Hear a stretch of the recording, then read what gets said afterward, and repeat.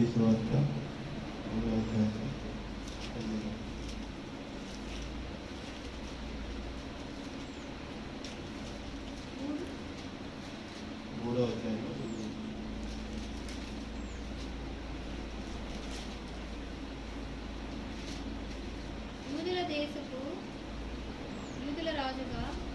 యూదుల దేశంలో 3వ అధ్యాయం మత్తయి సువార్త 3వ అధ్యాయం 9వ వచనం. వారు రాజు మాట విని బయలుదేరి పోచుండగా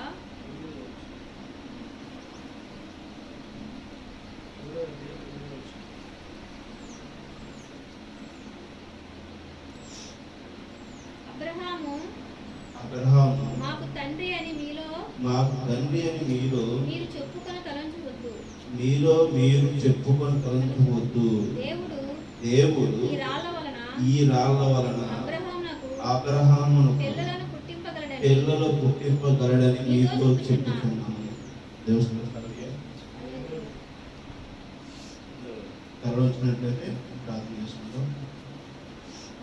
ప్రణమైన తండ్రి, పరిశుద్ధమైన తండ్రి, ప్రభువాన్ని యేసయ్య ప్రేమించిన దేవుని తండ్రి, ఇదిగో నేను ఈ యొక్క ఉదయకాలంలో ప్రభుత్వం స్థితించి ఆరాధన చేశాను. మరి ప్రభావ ఈ సమయం ఇచ్చినందుకు ఇదిగో నేను సంఘంతో ప్రభావ కలుసుకోవాలని ఆసక్తితో ప్రభావ ప్రార్థన చేస్తూ ప్రభావ మరి సమయం నుంచి ప్రభావ మరి ఉండగా ప్రభా మీరు రంగం మీదకి వస్తున్నారని మేము ఆహ్వానిస్తున్నామని ప్రభా మేమెంతో ఆనందంతో సంతోషంతో ప్రభా మీకోసం ప్రభా మరి వేచి ఉన్నాం తండ్రి. ప్రభా ఇదిగోనైనా నా మాటలు మమ్మల్ని ప్రభా పూర్తిగా ప్రభా పక్కన పెట్టి మరుగున పెట్టి ప్రభా మీరే రంగం మీద నుండి సంతృప్తితో మాట్లాడాలన్నా చదవబడినటువంటి లేఖనంలో ప్రభా మేము వివరించడానికి ఏమాత్రం అర్హులు కాదు. కానీ ప్రభా ఇక్కడ ప్రభా మా యొక్క ప్రభా శరీరాన్ని వాడుకున్నట్టు మీరు ఉద్దేశించి మమ్మల్ని నిలబెట్టుకుని నిమిత్తం బట్టి ప్రభావ మీకు అనాశకులు చెల్లించుకుంటున్నాం తండ్రి. ప్రభావ మీరే రంగం మీద మీరు మాట్లాడగలుగుతారని కోరుకుంటున్నాం తండ్రి. మాట్లాడే ప్రతి మాట ప్రభా వాక్య విత్తనమును ప్రభా సంఘము ప్రభా సభ్యులు ప్రతి ఒక్కరూ కూడా ప్రభా మరి వారి హృదయం విత్తుకుని నీరు కట్టి పరిస్థితికి మీ ప్రభు దయచేయగలుగుతారని కోరుకుంటున్నాం తండ్రి.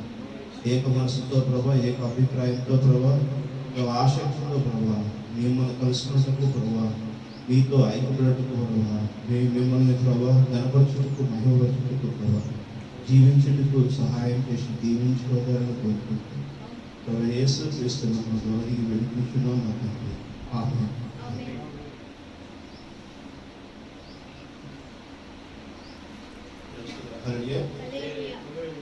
గడిచిన వారం ఏం చెప్పుకున్నాము?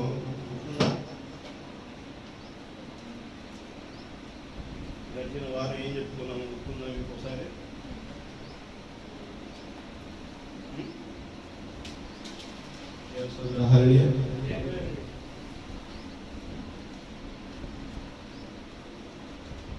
గడిచిన వారు ఏం చెప్పుకున్నామండి ఇమ్మానుయేల్ గారు?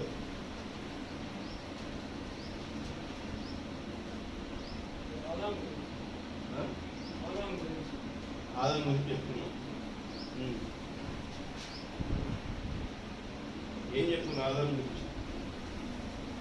ఆదాం పొద్దున్నే సినిమాకి వెళ్ళాడు, వెళ్ళాడుకున్నాడు, దుక్కుడు వెళ్ళాడుకున్నాడు, కర్రాకు ఆడుకున్నాడు. ఏం చెప్పుకున్నావా? ఈ చెట్టు మీద చెట్టు మీద దూకాడి చెప్పుకున్నావా? ఏం చెప్పుకున్నాం ఆదాం గురించి? ఆదాం గురించి చెప్పుకున్నాం. మీరు ఆదాం ఉన్నాడనే విషయం మీకు తెలియలేదు. ఓకే, చెప్పండి ఏం చెప్పుకున్నావు? చెప్పండి.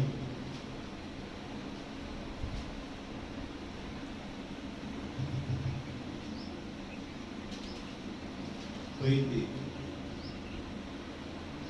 మర్చిపోయాను కదా.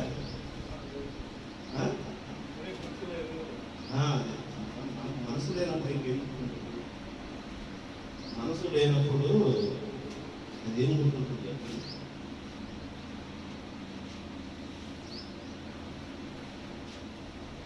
మనసు లేనప్పుడు ఏం గుర్తుంటుంది? ఏదో వస్తున్నాం, అదే కదా మరి మీతో మాట్లాడేది. నేను మీతో మాట్లాడేది ఏంటి? సంఘానికి వస్తున్నాం, ఆదివారం ఏదో జనరల్గా మేము చిన్నప్పుడు ఏబిఎం చర్చి అని ఉండేది. ఆ చర్చికి ఆదివారం పూట ఉదయాన్నే వెళ్తే ఏం చేసేవారంటే చాక్లెట్ ఇచ్చేవారు. చూసుకుంటారు సండే స్కూల్ అని వెళ్తే చాక్లెట్ సండే స్కూల్కి మేము వెళ్ళేవాళ్ళం.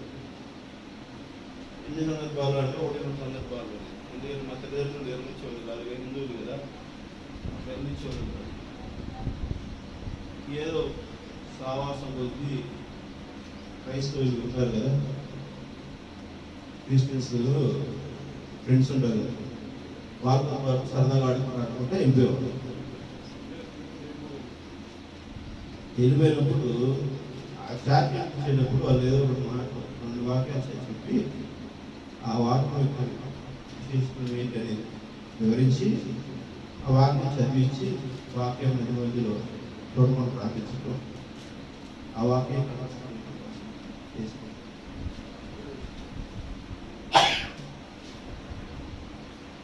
అలా వెళ్ళి తెలుసుకునే వాక్యాలనే కొంత గుర్తుపెట్టుకునేటువంటి అవకాశం ఉండేది ఆ రోజుల్లో.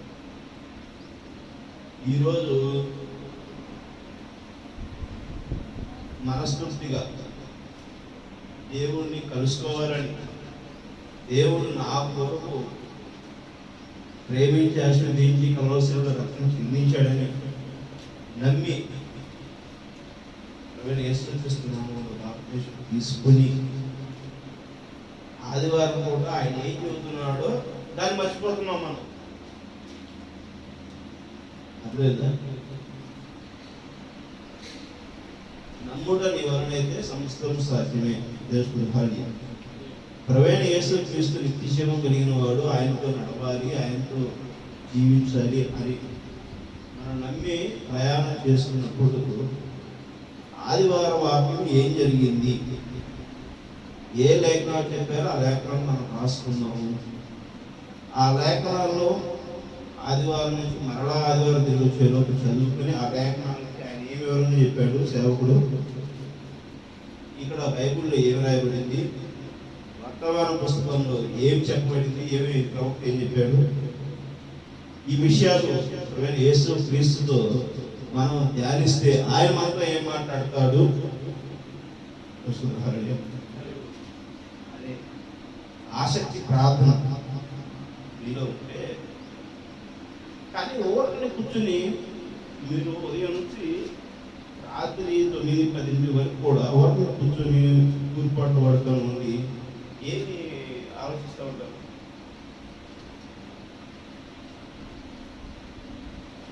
ఏం ఆలోచిస్తూ ఉంటారు? ఏ వివరంగా ఆలోచిస్తూ ఉంటారు? ఏం ఆలోచిస్తూ ఉంటారు? నాకు అర్థం కాదు. భూమిని ఇటు నుంచి కుడివైపు నుంచి ఎడమవైపు తిరిగేటువంటి దాని ప్రక్రియను మార్చాలనుకుంటారా? సూర్యుడు ఉదయించకుండా అస్తమించడానికి అస్తమయం చేసేటువంటి ప్రదేశం నుంచి ఉదయించే విధంగా పడమటి వైపు నుంచి ఉదయించేలాగా చేయాలని ఆలోచిస్తారా? లేకపోతే ఒక బాటిల్లో పెద్ద చెట్టు ఒకటి తీసుకొచ్చి, మర్రి చెట్టు ఒకటి తీసుకొచ్చి ఎట్ట కట్టాలని ఆలోచిస్తారా? 1 లీటర్ పెట్రోల్కి, డీజిల్కి వచ్చే మైలేజ్ ఎంత ఇవ్వగలుగుతుందని చెప్పేసి ఆలోచిస్తారా? ఏం ఆలోచిస్తారు?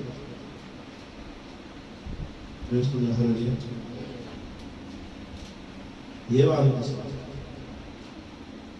దేవుని ఒకరికి మేము గురించి కాక కొంతమంది శాస్త్రవేత్తలు ఆలోచిస్తూ ఉంటారు. వాళ్ళు పట్టుకోతారు. భూమి గుండ్రంగా ఉందని చెప్పింది ఎవరు?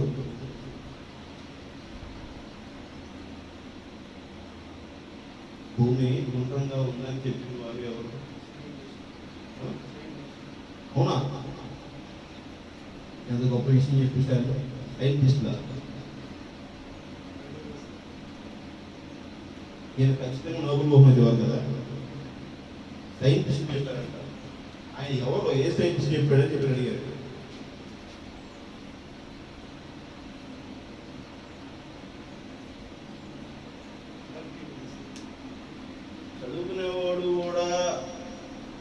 అదే ఆలోచనతో ఉంటే అవి చదివి ఏంటి గుర్తుంటాయి. అర్థమవుతుందా? బస్సు నడిపేవాడు పరధ్యానంతో నడిపితే ఏమవుతుంది? యాక్సిడెంట్ అవుతుంది, వాహనం నడిపేవాడు. ఒక చోట నుంచి ఒక చోట డైలీ వెళ్ళేవాడు ఆడికి కునికి వేస్తున్నా ఇంకోటి వేస్తున్నా సరే ఎక్కడ స్పీడ్ బ్రేకర్ వస్తుంది, ఎక్కడ మలుపు తిరుగుతుంది, ఎటువైపు బండి వస్తుంది, ఎక్కడ కరువు ఉంది, ఎక్కడ రోడ్డు వేయడం ఉంది అని చెప్పేసి అనేది ఆ డ్రైవర్ తెలుసుకుంటాడు. ఎందుకంటే డైలీ దాని మీద ప్రాక్టీస్ చేస్తున్నాడు. చదువుకునేవాడు కూడా ప్రాక్టీస్ లేకుండా ఉన్నాడంటే ఇంకా విద్యకి ఏమొచ్చింది? చర్చికి వెళ్ళేవాడు కూడా బైబిల్ చదవకుండా కూర్చుంటే ఇంకా బైబిల్ అంశాలు ఏం గుర్తుంది? అర్థమవుతుందంటే ఇక్కడే ఉన్నారా? నేను ఆదివారం చెప్తా ఉంటాను, వింటా ఉంటాను. మీరు ధ్యానించడం అనేది ఎగ్గలేదు. సాతాన్ గాడు మీ మీద కసిగా ఉంటాడు, మిమ్మల్ని ఏర్పరచుకుంటాడు, పరధ్యానంలో తీసుకెళ్తూ ఉంటాడు, అబద్ధ మాట్లాడిస్తూ ఉంటాడు. సుల్తనము, కుతంత్రాలు, లోక ఆశలు, లోక ఆలోచనలతో మనం జీవించడం కోసం ప్రయత్నం చేస్తూ ఉంటాం. చేస్తుంటారు. కొంతమంది ఉంటారు మొత్తంగా చేస్తూ ఉంటారు. దేవుడికి ఎప్పుడో మండింది, ఏం చేస్తాడు? ఈ భూమి మీద తీసేస్తాడు. వీడి వలన నాకు ఉపయోగం లేదురా అనుకున్నప్పుడు ఆయన పెట్టిన నాసిక రంధ్రం జీవాత్మే కదా. ఏది తెలుసుకున్నారు? ఆదాం గురించి తెలుసుకున్నాను అంటారు. ఆదాం గురించి తెలుసుకోవడం కాదండి. పోయిన నెలలో పోయిన వారం ఆదాము ఏ విధముగా దేవుడు ఇచ్చాడో అదే విషయము, అదే పరిస్థితి, అదే కూడా ఉన్నటువంటి క్రియ కూడా నీకు నాకు దేవుడు ఇచ్చాడు. అర్థమైందా? ఇమ్మానుయేలు గారు అర్థమైందా? ఆదాము గురించి చెప్పరా? ఆదాము ఇచ్చిందే నీకు కూడా ఇచ్చాడు అని చెప్తున్నాం. అర్థమైందా? ఆదాము అన్నం నువ్వు అన్నం తింటున్నావు అని చెప్తున్నాం మేము. ఆదాము ఇచ్చింది చెప్పండి, కథ చెప్పండి ఎక్కడ. అర్థమైందా? ఆయా జాతులు బట్టి, ఆ విత్తనాలను బట్టి ఏ విధంగా అయితే మొక్కలు మొలుస్తున్నాయో దేవుని విత్తనంలో నీలో ఉంటే నువ్వు ఆ విధంగానే మొలుస్తావు అని చెప్పాను. ఆదాము గురించి చెప్పనా నేను? ఆదాము నిజమేసి ఏం చేశాడో చెప్పనా నేను? ఆదాము ఏమి ఇచ్చాడో నీకు అదే ఇచ్చాడని చెప్పా నేను. నేను రోజు వారం కూర్చొని చెప్పటం, మీరు వినకపోవటం ఉపయోగం లేకుండా మీరు ధ్యానిస్తే, మీరు వాక్యం పఠిస్తే చేస్తే, మరి ప్రవక్త చెప్పినటువంటి వాటిని మీరు అభ్యసిస్తే నిజంగా వాక్యం అనేది మీకు మీ హృదయంలో వ్యక్తపడుతుంది.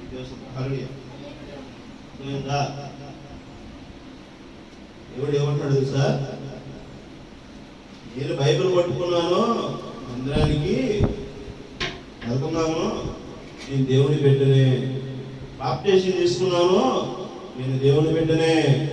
నేను అబ్రహాముకు సంతానమును, నేను దేవుని బిడ్డనే అని అనుకోవద్దు మూర్ఖులారా అర్థమవుతుందా? ఏమన్నాడు? మత్తయి సువార్త 3వ అధ్యాయం 9వ వచనం ఏమంటున్నాడు? ప్రభువైన యేసుక్రీస్తు ఏమంటున్నాడు?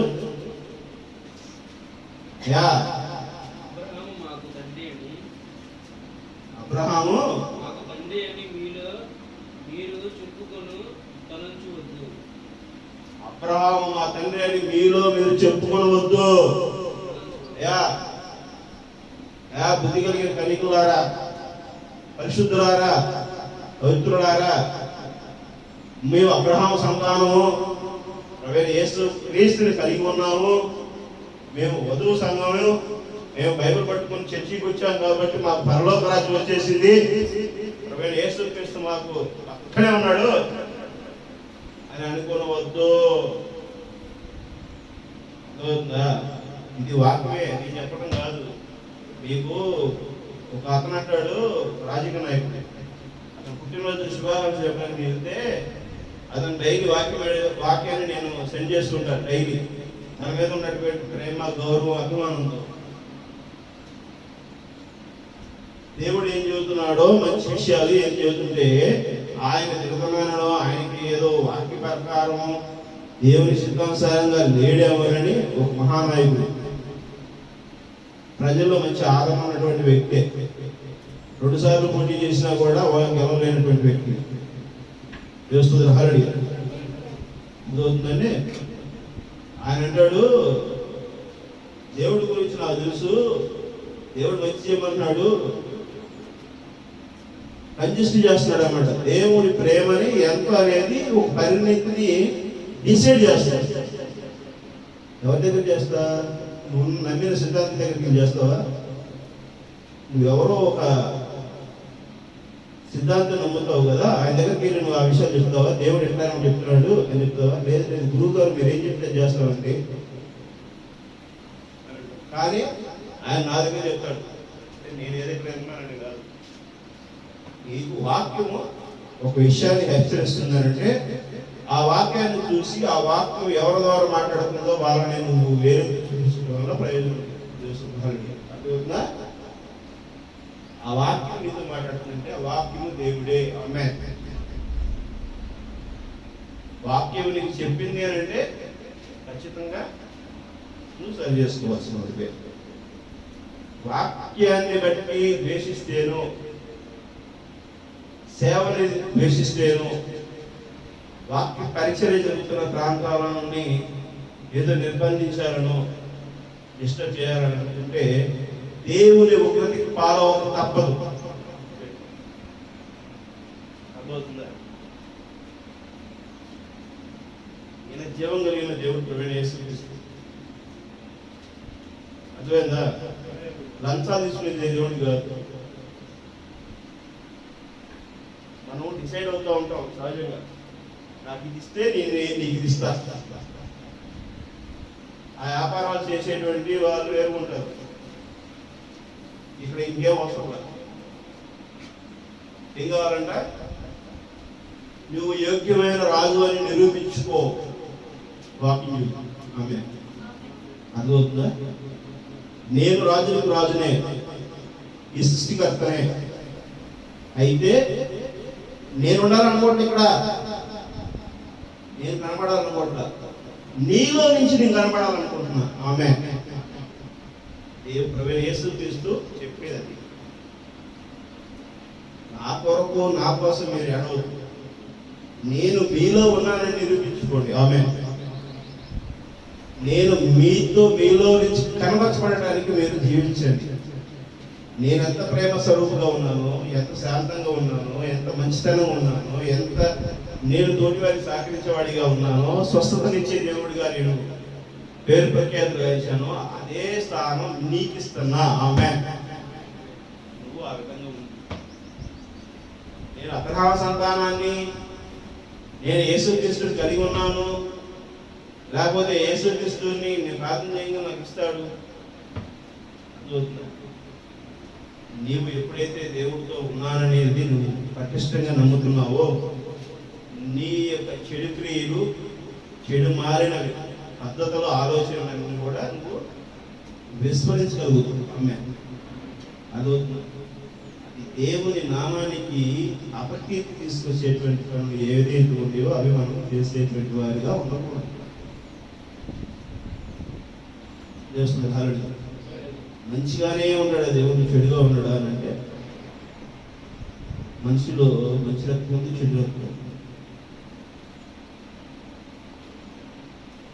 ఒక్కోసారి చెడు కూడా మంచిగా మార్చి ఉపయోగపడుతుంది. అందుకనే ఇది ఇంతే అని నిర్ణయించేటువంటి తీర్పు మన దగ్గర లేదు. దేవుడు ఎవరిని ఎంతవరకు వాడుకోవాలో, ఏ అవయవాన్ని ఎంతవరకు ప్రయోజనకరంగా ఉంచాలో, ఏ మనిషితో చేత ఏ పని చేయించాలో, తన రాజ్య స్థాపన ఏ విధంగా జరిగించాలనేది ఆయనకి తెలుసు. ఆమె నిన్ను పదే పదే పదే పదే హెచ్చరిస్తున్నాడనంటే నీ వలన ఉన్నటువంటి పని నిమిత్తం నువ్వు చక్కబెట్టుకో, నువ్వు సరి చేసుకో. నేను సరి చేసుకొని ఇలానే ఉంటాను, సరి చేసుకొని నేను ఇలా ఉంటాను, నేను సరి చేసుకొని ఇలా ఉంటాను, నేను సరి చేసుకొని ఇలానే ఉంటాను. నీలా ఉన్నావు అని అంటే నీతో దేవుడు రాడు. అదవుతుందా? తలుపు కొడుతున్నప్పుడు తలుపు తీస్తావా లేదా? తలుపు కొట్టినప్పుడు తలుపు తీయాలి కదా. మనల్ని ప్రేమించి మనకి ఆపదలో ఉన్నప్పుడు సహాయం చేసినట్టు చూస్తే మనం పలకలేదు అనుకో, అప్పుడు మనం మంచి వాళ్ళేనా? పద్ధతి కలిగిన వాళ్ళేనా? దేవుడు కూడా నీకు వాక్యం నీతో తట్టున్నప్పుడు దేవుడు వైపు తెచ్చుకోవాలి. దేవుడు ఏం చెబుతున్నాడో ఆ పనిని మీరు కలిగి ఉండండి. ఏం చెబుతున్నాడు దేవుడు? ఏం చెబుతున్నాడు దేవుడు? మంచి మార్గంలో నడవండి, తోటి వారిని ప్రేమించండి, ఒకరి పట్ల ఒకరు ప్రేమానురాగాలుగా జీవించండి, ఉదయకాలంలో ప్రార్థన చేయండి, ఎవరి పనులు చేసుకోండి, కుటుంబ పనులు చేయండి, సంఘం పనులు చేయండి. ఉన్నాయా ఏమైనా చేస్తున్నారా? అమ్మయ్యా ఏమైనా చేశారా మీరు జీవితంలో? ఎప్పుడైనా చేశారా? కాదు, చేశారా చేయలేదా?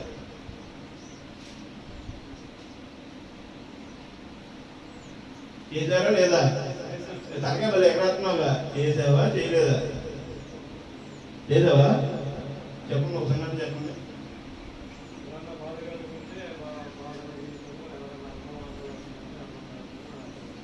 చేసావు ఎప్పుడన్నా? ఎప్పుడు చేశా?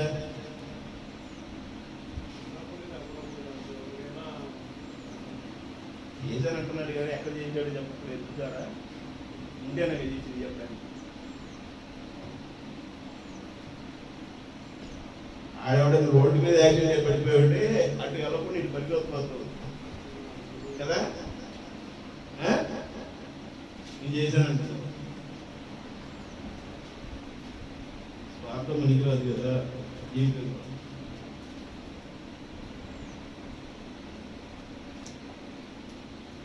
ఏమని చెప్తున్నాడు అని అంటే, నువ్వు చేయట్లేదు అని అర్థం.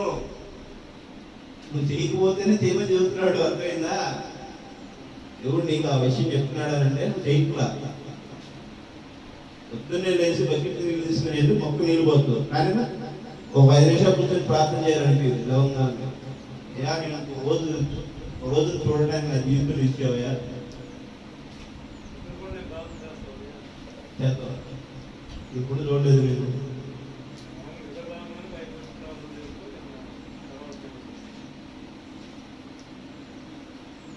ప్రార్థిస్తున్నారా? హల్లెలూయా. దేవుడితో ఎక్కువసేపు మనం గడపాలి. వాక్యం చదవండి, వాక్యం వారికి చెప్పండి, వాక్యం యొక్క అభిరుచులు దాన్ని మీరు తెలుసుకోకపోతే మీకు ఎంతసేపు దేవుడు మీతో మాట్లాడుతున్నాడు. హల్లెలూయా.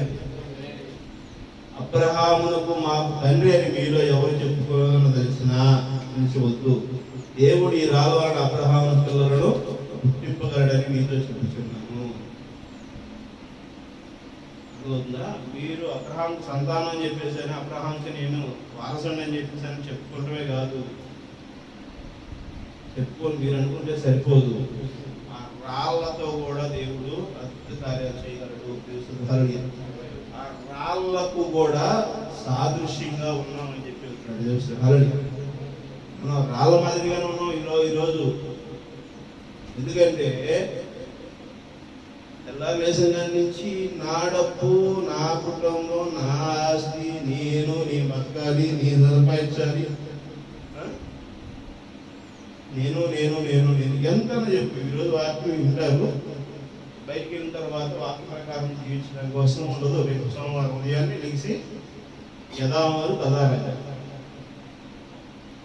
సోమవారం ఎందుకు? ఇప్పుడు మందిరం నుంచి బయటికి వెళ్ళిన తర్వాత మళ్ళీ మారిపోరు అనగా కానీ ఏదో ఒక సినిమాలో డైలాగ్ ఉంటే దాని పొద్దు జీవితంలో గుర్తు చేసుకోవచ్చు. దేవుని వాక్యాన్ని మంచి వాక్యం, మనసుకు నచ్చిన వాక్యం ఏదన్నా ఒకటన్నా అనిపించింది రానప్పుడు ఆ వాక్యాన్ని పట్టించి ధ్యానించడం పడుతుంది. లూకా సువార్త 3వ అధ్యాయంలో చూద్దాము. లూకా సువార్త 3వ అధ్యాయం 8వ వచనం.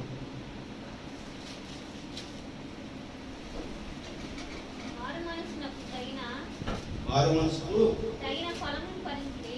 తగిన ఫలమును ఫలించుడి. ఫలించుడి. అబ్రహాము మాకు తండ్రి అని మీలో మాకు తండ్రి అని మీలో మీరు అనుకున్న మొదలు పెట్టుకోవద్దు. దేవుడు ఈ రాళ్ళను అబ్రహామును పిల్లలను పుట్టింపగలడని, ఈ రాళ్ళ వలన అబ్రహామును పిల్లలను పుట్టింపగలడని మీతో చెప్పుచున్నాను. దేవుడు అబ్రహాము దేవునికి ఇష్టానుసారంగా ఉన్నాడు. ఆమేన్. అయితే అబ్రహాముకి రాళ్ళకి పిల్లలను పుట్టించుకున్నాడంట. దేవుడు హల్లెలూయా. ఇప్పుడు మనం మొన్న గత వారము ఆదాము గురించి చెప్పుకోలేదు. పెట్టుకోండి. దేవుడు హల్లెలూయా. ఆదాము గురించి అంటే మీకు అర్థం కాలేదేమో వాక్యం.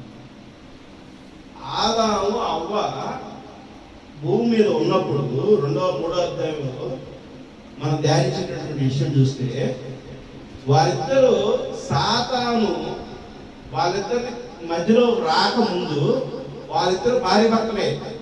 దేవుడు హల్లెలూయా. అర్థమవుతుందా? యేసేపు మరియా ఇద్దరు ఎంగేజ్మెంట్ అయినటువంటి వారే, భార్య భర్తలు. కానీ యేసేపు మరియతో కలవల. ఆదాము అవతో కలవల. ఇక్కడ మధ్యలో పరిశుద్ధాత్మ వచ్చింది. ఆమె మరియతో పరిశుద్ధాత్మ గర్భం ధరించింది. అవ్వతో వేరే సాతాను గర్భం ధరించింది. అర్థమవుతుందా? వారి భార్య భర్తలే. ఇప్పుడు ప్రవీణ యేసు క్రీస్తు సంఘానికి భర్త ఉన్నాడు. ఆమె సంఘానికి శిరస్సు వాక్యము. ప్రవీణ యేసు క్రీస్తు వాక్యానికి సాదృశ్యమైనప్పుడు ఈ సంఘంతో వాక్యము ఏమైంది? భర్త ఉంది. ఆమె ఇప్పుడు ఈ భర్త ఈ సంఘము కలవాలి. అర్థమవుతుందా? దేవుడు హల్లెలూయా. అబ్రహాము రాళ్ళు ఎలా కలిస్తే పిల్లలు పుడతాయి వాక్యం చెబుతుందో, ఇప్పుడు ప్రవీణ యేసుక్రీస్తు అనే వాక్యము సంఘము కలిస్తే అలాంటి క్రీస్తు పుట్టాలి. ఆమె నీ మధ్య నా మధ్య మరి మనుషుల మధ్య సంచరినటువంటి ప్రవీణ యేసుక్రీస్తు ఈ సంఘంలో పుట్టాలి. ఆమె దేవుడు హల్లెలూయా. సంఘంలో నుంచి వస్తారు. ఆ యొక్క ప్రవీణ యేసుక్రీస్తు వారసులే ఈ రకంగా భూమి మీద జరగబోయేటువంటి దేవుని రాజ్యానికి వారసులై ఉన్నారు. ఆమె ఈ భూమి మీద జరగబోయేటువంటి దేవుని రాజ్యము జరిగే సమయంలో మధ్యలో ఏమవుతుంది? వీళ్ళు కొనిపోబడవలసి ఉన్నది. ఎక్కడికి? పరదేశంలోకి. దేవుడు హల్లెలూయా. అదే పరలోక రాజ్యంలోనికి కొనిపోబడవలసి ఉన్నది. పెండ్లి విందు భుజించడం కోసం అన్నది. ఆ పెండ్లి విందు కోసము ప్రవీణ యేసుక్రీస్తు నీ వద్దకి నా వద్దకు వచ్చి తలుపు తడుతున్నాడు. ఆమె దేవుని నామానికి మహిమ కలుగును గాక. ఎవరైతే నేను తలుపు తట్టిన వేళ తలుపు తీస్తారో అప్పుడు వారు నాతోను, నేను వారితో, నా తండ్రి యొక్క సింహాసనంలో భోజనం చేస్తాం. ఆమె అర్థమవుతుందండి? అర్థమవుతుందా? ప్రకటన గ్రంథం 10వ అధ్యాయంలో ఆకాశం నుండి దిగి వచ్చిన బలిష్ఠుడైన వేరే ఒక దేవదూత. ఆమె అర్థమవుతుందా? ఈ సంఘముతో కలిశాడు ఆయన. ఆమె సంఘముతో కలవడం కోసం దిగి వస్తున్నాడు. ఈ చిన్న పుస్తకాన్ని తినేయాలి. ఈ చిన్న పుస్తకం తిని ప్రవీణ యేసు క్రీస్తుని గర్భం కలిగి ఉండాలి. ఆమె అక్కడ అవ్వ ఆ సాతాను మాట వినడం వలన ఆమె గర్భం ధరించింది. అయితే ధరించిన గర్భం బట్టి ఏమంటాడు? నేను సంతోషిస్తున్నాను అన్నాడు. ఆమె మత్తయి సువార్త 3వ అధ్యాయం, ఆదికాండం 3వ అధ్యాయం. అది డౌట్ పోగలం ఇవన్నీ.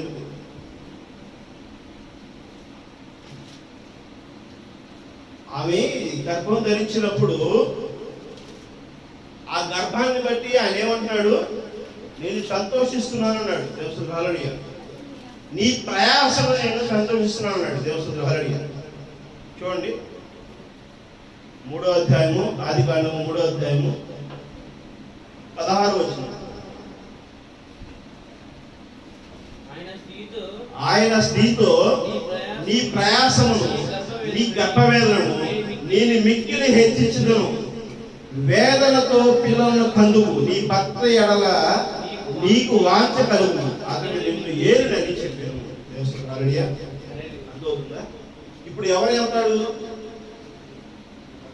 ఎవరు వెళ్తున్నాడు? భర్త వెళ్తున్నాడు. ఈ భర్త ఎక్కడ ఉన్నాడు అసలు?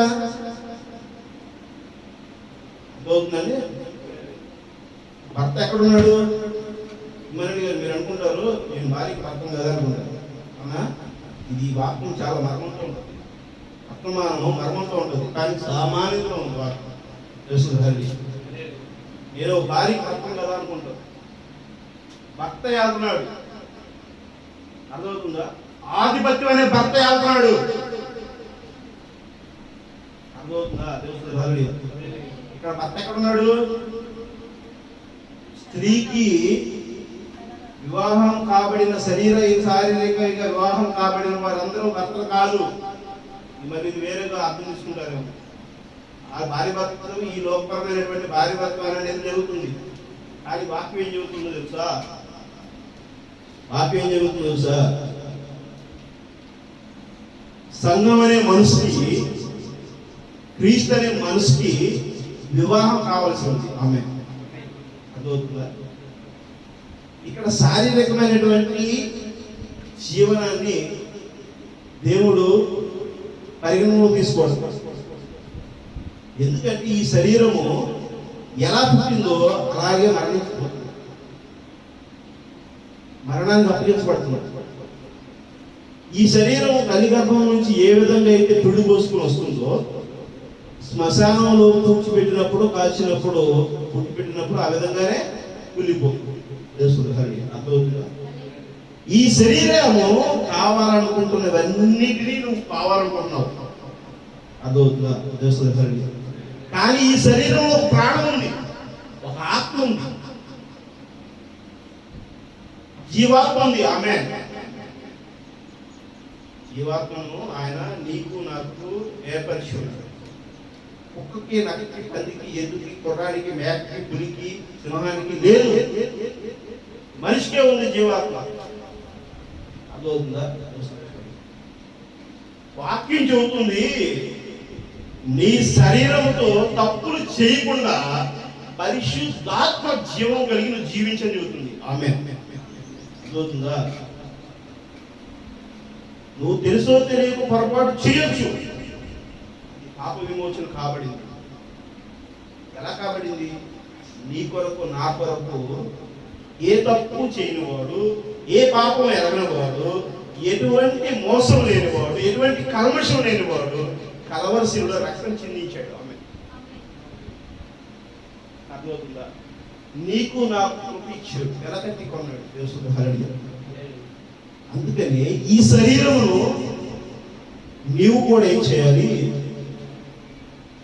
ఆధీనపరచుకోవాలి, క్రమపరచుకోవాలి. ఈ శరీరం ఆశ. అర్థమవుతుందా? స్త్రీకి భర్తగా ఉన్న వారందరూ కూడా ఆ శారీరక సంబంధమైనటువంటిది కాదు, దేవుని ప్రణాళికలో ఉన్న జీవితం. అర్థమవుతుందండి? అర్థమవుతుందా? ఇక్కడ ఏమన్నా ఇది జీవాత్మతో కూడినటువంటి వ్యవహారం కాబట్టి నేను ప్రణాళిక జీవాత్మ గురించి చెప్తున్నాను, మనిషి యొక్క జీవితం గురించి చెప్పట్లేదు. అర్థమవుతుందా? మనిషి జీవితాన్ని పరిగణన తీసుకుంటారు. మంచి ఇల్లు కట్టుకోవాలి, ఇది శరీరం కోరుకోవాలి. మంచి ఏసీఎస్ ఉండాలి, ఈ గదిలో మంచి ఏసీ, ఆహ్లాదకరమైనటువంటి రూములని తయారు చేసుకోవాలి. మంచి మంచి వస్తువులతో, మంచి మంచి టీవీలతో, మంచి మంచి శబ్దాలతో. అర్థమవుతుందా? హల్లెలూయా. నేను వినాలి, చూడాలి, ఆస్వాదించాలి. ఇవన్నీ శరీరానికి అటాచ్మెంటే.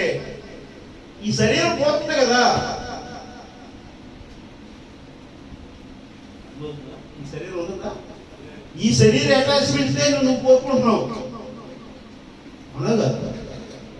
ఈ శరీరము ఏదైతే తృప్తి చెందుతుందో దాన్ని అయినప్పటికీ అవా నేను నీ ప్రయాసం ఏం చేస్తానంటాడు? నీ ప్రయాసం ఏం చేస్తానంటాడు? చదవండి, చదవండి. హెచ్చించదును, నీ గర్భవేదన నేను మిక్కిలిగా హెచ్చించదును. నీ ప్రయాసమును, నీ గర్భవేదనను. గర్భవేదన ఎలా ఉంటుంది? ప్రతి స్త్రీకి తెలుసు, అర్థమవుతుంది. కానీ సంఘానికే తెలియట్లేదు. సంఘం గర్భవేదన పడట్లా. స్త్రీ గర్భవేదన పడుతుంది, సంఘం పడట్లా. సంఘం అనేది ఎప్పుడు వచ్చింది? సంఘం ఎప్పుడు వచ్చింది? మెచ్యూరిటీ వస్తే వస్తుంది. ఆమె అవునా కదా? స్త్రీ మెచ్యూరిటీ వస్తే, ఆమె వివాహమునకు పరిణితి చెందినప్పుడు, ఒక వధువు వరుడు వివాహ బంధం కలిగినప్పుడు ఆ స్త్రీ తన యొక్క పరిపూర్ణమైనటువంటి మాతృత్వాన్ని కలిగి ఉంటుంది. దేవుని హరణి అర్థమవుతుందా? సంఘం ఆ పరిపూర్ణమైన మాతృత్వానికి రావాల్సి ఉంది. దేవుని హరణి అర్థమవుతుందా? నీ హృదయములో ఉన్నటువంటి ప్రభువైన యేసుక్రీస్తు వాక్యము ఎప్పుడైతే మారు మనసుతో మెచ్యూరిటీ పొందుతుందో, ఎప్పుడైతే ఆకర్షించబడుతుందో, ఎప్పుడైతే యవన వయసులో ఒక బాంధవ్యం కావాలని కోరుకుంటుందో, ఆ విధంగానే సంఘం ఇప్పుడు క్రీస్తు మీద మోజు కావాలి. దేవుని ఆకర్షించబడాలి, ఆసక్తికరించబడాలి. అప్పుడే నువ్వేం చేస్తావు? క్రమంగా ఉదయాన్నే లేచి ప్రార్థన చేయగలుగుతావు, వాక్యాన్ని అభ్యసించగలుగుతావు, వాక్యంతో నువ్వు జీవించడం కోసం ప్రయత్నం చేస్తావు. ఆ వాక్యం ఏం చెప్పిందో నేను అలానే జీవిస్తాను. ఇక్కడ ప్రేమించిన వ్యక్తి ఏ క్రియలు కలిగి ఉంటున్నాడో, ప్రేమించబడిన అమ్మాయి కూడా తన యొక్క లవర్ కోసం ఏ విధంగా అయితే తన యొక్క ప్రణాళిక మార్చుకుంటుందో, మార్చుకుంటా లేదా? అవునా? అర్థమైందని చెప్పింది. ప్రేమించిన వ్యక్తి ఒక అలవాటు కలిగి ఉంటాడు. ప్రేమించబడిన అమ్మాయి, వాళ్ళిద్దరి మధ్య సఖ్యత లేనప్పుడు వేరు అలవాటు ఉంటాయి. కానీ అమ్మాయి ఎప్పుడైతే అబ్బాయిని ఆకర్షించబడుతుందో, ఎప్పుడైతే ఆ అబ్బాయి మీద ప్రేమానురాగానికి గురవుతుందో, అప్పుడు ఆ అబ్బాయి యొక్క అలవాట్లు ఆలోచనలతో తగిన విధంగా జీవించాలనేటువంటి దాన్ని పరిపూర్ణతకి నిర్ణయానికి వస్తుందా రాదా? వస్తుందా? ఇప్పుడు ఆ పరిపూర్ణమైన నిర్ణయంలో ఈ రోజు సంఘము లేకపోతే చర్చికి వచ్చిన ప్రయోజనం లేదు. అర్థమవుతుందా? ఆ పరిపూర్ణమైనటువంటి ఆకర్షణ లేనప్పుడు సంఘంలో వాక్యం ఏ విధంగా నీకు భరించగలుగుతుంది? నువ్వు గర్భం ధరించగలుగుతావు? ఎలా ప్రయాసపడగలుగుతావు? నువ్వు క్రీస్తును ఏ విధంగా కలిగి ఉంటావు? నువ్వు క్రీస్తును నువ్వు ఏ విధంగా కనగలుగుతావు? అర్థమవుతుందండి? దేవుని నామానికి మహిమ కలుగుగాక. వాక్యము వచ్చామా, మందిరానికి వెళ్ళాము, ఈరోజు అంతదే పరిస్థితి, అంతదే పరిస్థితి. ఫ్యాషన్, ఒక ఆసక్తి, ఒక మోజే. కానీ ఈరోజు నిజంగా లవ్ ఎక్కడ, ప్రేమ ఎక్కడ ఉంది? అందుకని ఇక్కడ చెప్తుంది దేవుని. ఈ 7 సంఘ కాలాలలో 7 ప్రవక్తలు ఏదైతే చెప్పారో, 7 సంఘ కాలాలలో ఈ యొక్క ఎఫెసు సంఘాల సొమ్మ, పెర్గమ, తుయతైర, సార్దీసు, ఫిలదెల్ఫియా, లవోదికయ సంఘ కాలాల్లో ఆ యొక్క ప్రవక్తలు ఏ విషయాలతో అయితే చెప్పారో అది సంఘం. ఆమె ఆ సంఘానికి ప్రేమ కావాలి, క్రీస్తుని ప్రేమ కావాలి. ఆమె ఆ తలరాయి దిగవలసి ఉన్నది. ఆమె ఎప్పుడైతే ఆ తలరాయి దిగుతుందో, ఎప్పుడైతే ఆ ప్రేమని నువ్వు ఎప్పుడైతే ఎఫెక్షన్ చేసుకుంటావో, అటాచ్ చేసుకుంటావో, ఐక్యపరుచుకుంటావో, అప్పుడు నీలో క్రీస్తు గర్భం వస్తుంది. ఆమె అప్పుడు సంఘంలో క్రీస్తు గర్భం వస్తుంది. దానికోసమే దేవుడు నీతో నాతో మాట్లాడుతున్నాడు.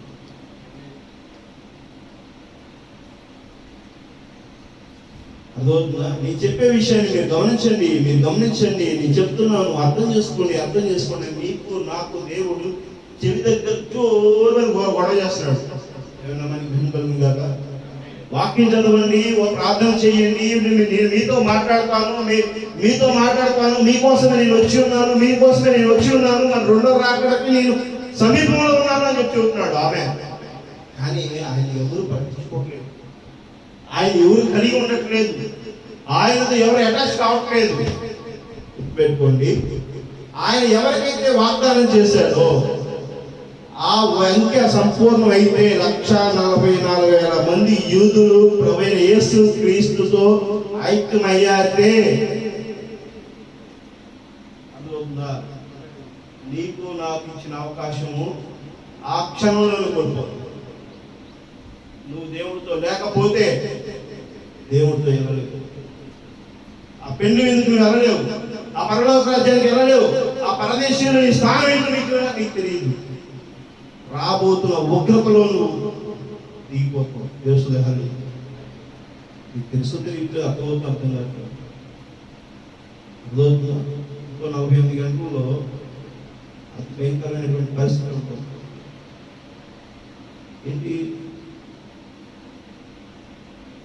ఈ మే నెలలో చూడండి, గమనించండి, సుమారు 4 నుంచి 6 సార్లు పెట్రోల్ ధర పెరుగుతుంది. పెట్రోల్ డీజిల్ ధర సుమారు భారతదేశం పెట్రోల్ డీజిల్ ధరలు పెరిగితే ప్రతి ఒక్క నిత్యావసర సరుకుల ధర పెరుగుతుంది. ప్రతి ఒక్క సామాన్యుడు ఈ రోజున ఈఎంఐ కట్టుకోలేనటువంటి పరిస్థితిలో చాలా ఇబ్బందులు చేస్తున్నారు. ఎవరో కొంతమంది ఉన్నారు ఆర్థిక పరిస్థితి మిగిలిన వాళ్ళందరూ భయంకరమైనటువంటి పరిస్థితులు. అర్థమవుతుందా? ఇప్పుడే ప్రశాంతంగా ఎవరు తినలేనటువంటి పరిస్థితిలో ఉన్నది. ఇప్పుడు ఈ స్థితిలో అర్థమవుతుందా? చాలా మంది చాలా పరిస్థితుల్లో ఉన్నారు. నీ చుట్టూ ఉన్న వాతావరణాన్ని గమనించుకో.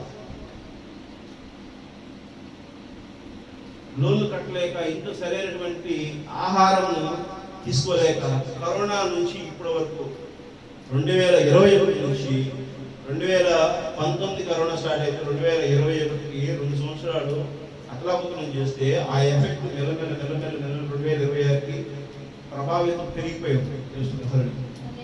కానీ నన్ను దేవుడు ప్రేమించి ఎంత తీవ్రకరంగా చూసుకుంటాడు. నీవు నేను నిజంగా ఈరోజు నాకు తెలుసు, నా సంఘంలో ఎవరు ఆ పరిస్థితులు లేవు.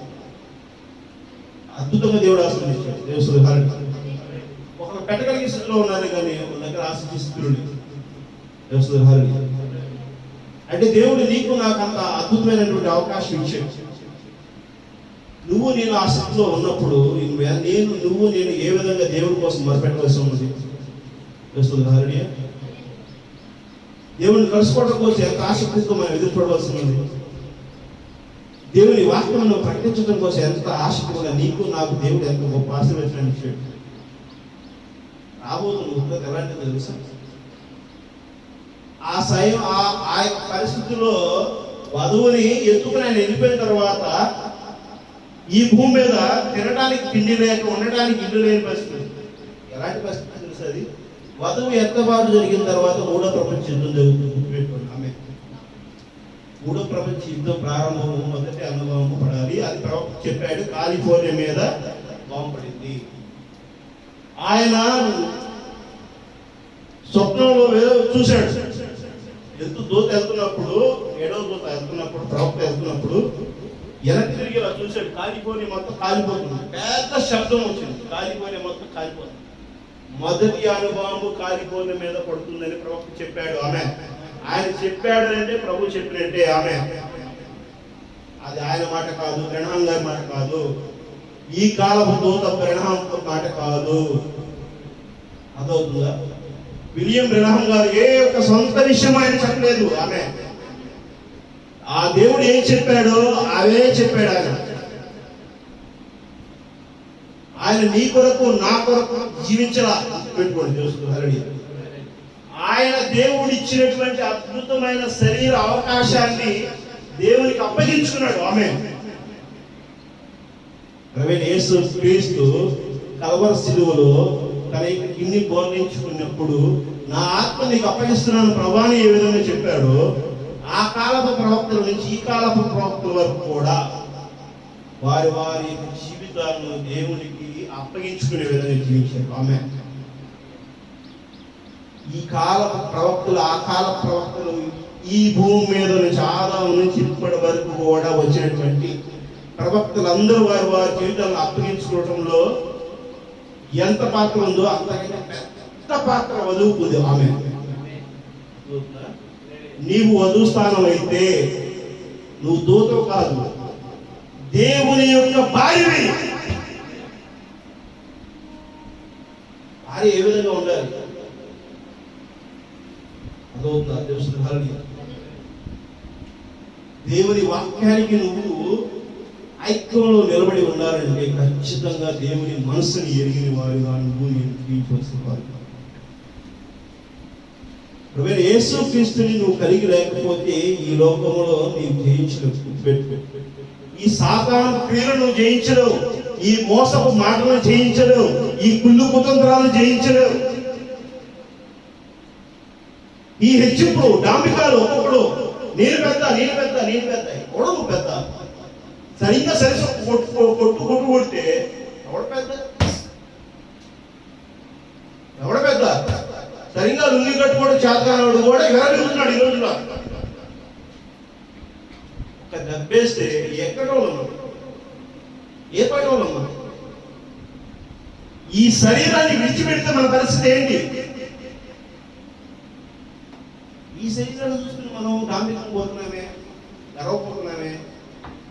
ఈ శరీర అందం, ఈ శరీరానికి అటాచ్మెంట్ ఉన్నటువంటి ఏదో ధనబలము, ఈ శరీరానికి అటాచ్మెంట్ ఉన్నటువంటి ఏదో ఒక ఇన్ఫ్లుయెన్స్, రాజకీయమో అధికారమో ఏదో ఇన్ఫ్లుయెన్స్,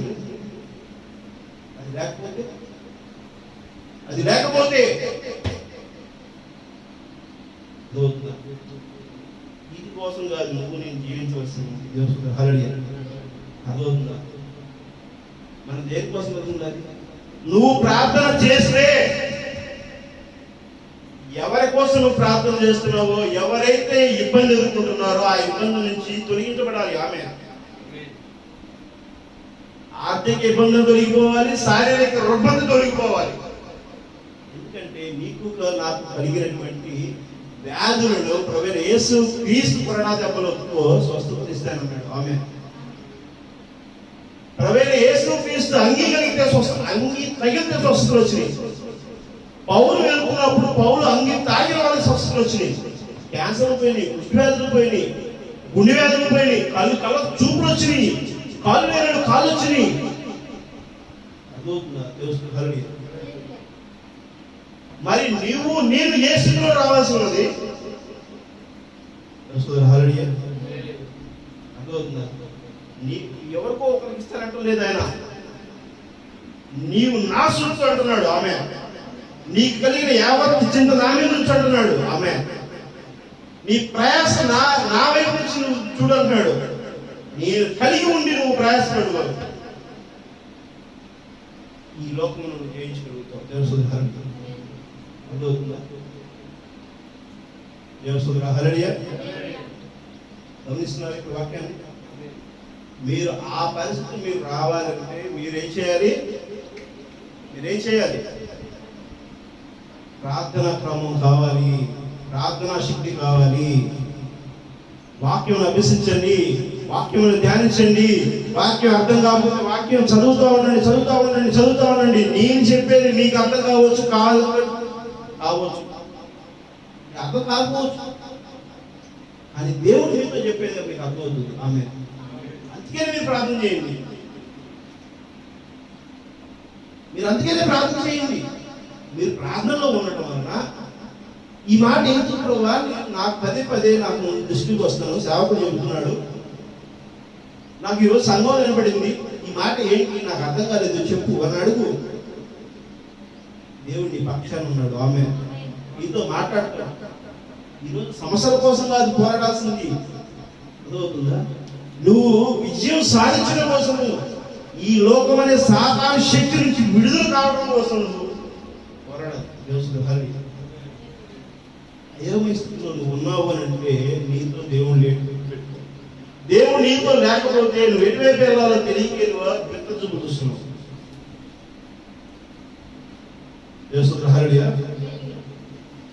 నువ్వు దేవుడితో కలిసి ఉన్నావు అని అంటే ప్రతి ప్రశ్నకి సమాధానం చెప్పగలుగుతావు.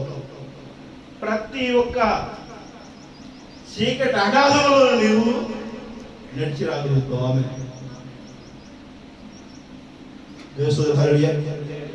అదవుతుందా సంధ్య?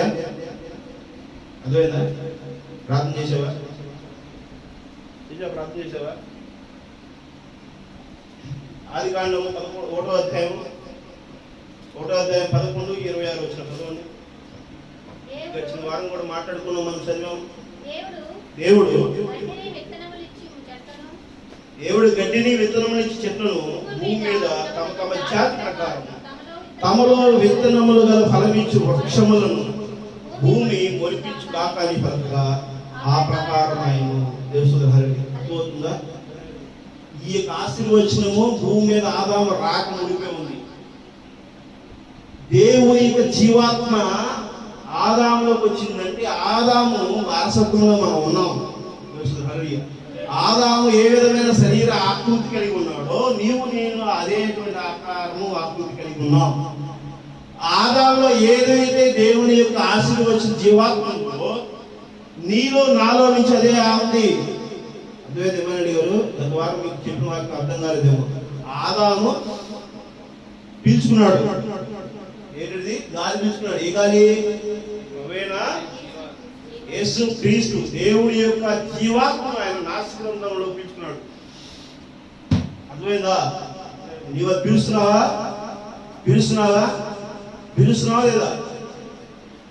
అది పేలకపోతే కరోనాలో వెళ్ళిపోయారు కదా. అర్థమైందా? ఆ జీవాత్మను కూడా కలుషితం చేయడం కోసమే వచ్చాడు కరోనాతో. అర్థమవుతుందా? దేవుడు అది సాధ్యపడదు, సాధారణాలు వెళ్ళిపో అని చెప్పేసి పంపించేసాడు.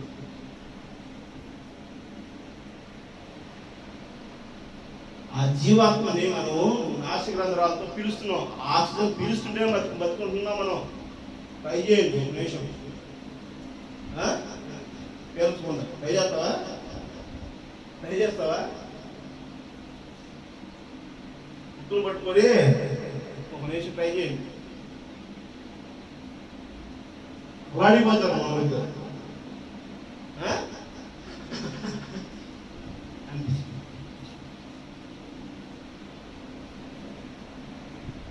ఆదాముకి ఇచ్చింది కాదు, నీకు ఇచ్చింది గుర్తుపెట్టుకో. అదొందా? ఆదాముకి ఏమి ఇచ్చాడో అదే ఇచ్చాడు. ఆ గడ్డి విత్తనానికి ఏది ఇచ్చాడో ఈ రోజు కూడా అదే ఉంది, మార్పు లేదు. చెట్లుకి ఏ విత్తనాలు కాస్తాయో ఆ విత్తనాలే, ఆ యొక్క ఫలాలను బట్టి ఆ యొక్క విత్తనాలను బట్టి అవి వృద్ధి చెందుతున్నాయి. అవి ఆ మాదిరిగానే మనిషి కూడా వృద్ధి చెందాల్సిందే. యెషయా గ్రంథం 64వ అధ్యాయం 4వ వచనం. యెషయా గ్రంథము 64వ అధ్యాయం 4వ వచనం.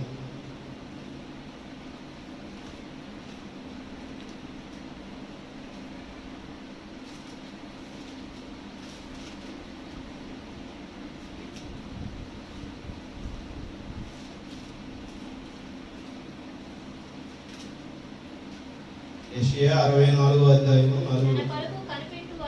తన కొరకు కనిపెట్టు వారిని విషయమై నీవు తప్ప తన కార్యము సఫలపరిచిన మరి ఏ దేవుని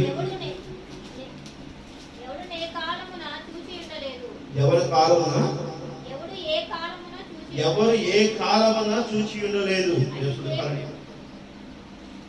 ఎంత గొప్ప విషయం చెప్తున్నాడు. తన కొరకు కనిపెట్టు వాని విషయమై నీవు తప్ప తన కార్యము సఫలము చేయువారి ఏ దేవుని ఎవడు నే కాలము చూసి ఉండలేదు. అర్థమవుతుందా? అర్థమవుతుందా? ఒకరు చూసింది ఒకరు కాదు. నీవు దేవుడిని చూస్తే నువ్వు దేవుడిని కనబరచు. ఆమేన్. అర్థమవుతుందా? ఆ కార్యం అక్కడ జరిగింది, ఈ కార్యం అక్కడ జరిగింది కాదు. ఈ కార్యం నీ దగ్గర జరిగిందా లేదా? నువ్వు స్వస్థత పొందుకున్నావా లేదా? నీకు ఆశీర్వచనం కలిగిందా లేదా? నువ్వు వారసుడు అయ్యావా లేదా? ఈ రాజ్యానికి నువ్వు వారసుడిగా ఉన్నావా లేదా? అర్థమవుతుందా? దేవుడు నామమునకు మహిమ కలుగునుగాక. అట్టి దేవుడు కలడన్న సమాచారం మనుషులకు వినబడలేదు, అట్టి సంగతి వారికి తెలిసి ఉండలేదు. 1 కొరింథీయులు 2వ అధ్యాయం 9వ వచనం.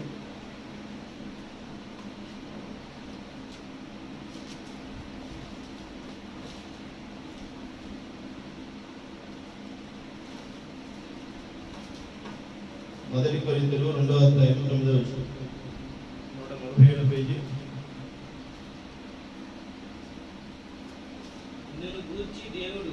ఇందును గూర్చి దేవుడు తన్ను ప్రేమించు వారి కొరకు ఏవి సిద్ధపరిచినో అవి కంటికి కనబడలేదు, చెవికి వినబడలేదు, మనిషి హృదయమునకు గోచరము కాలేదు అని వ్రాయబడి ఉన్నది. అర్థమైందండి? దేవుడు తన్ను ప్రేమించిన వారి కొరకు ఏమి సిద్ధపరిచాడో, పరలోక రాజ్యములో ఏమున్నాయో, ఆ పరలోక రాజ్యం భూమి మీద చేయవలసి ఉన్నదనే విషయాన్ని ఎవరు చూడట్లేదు.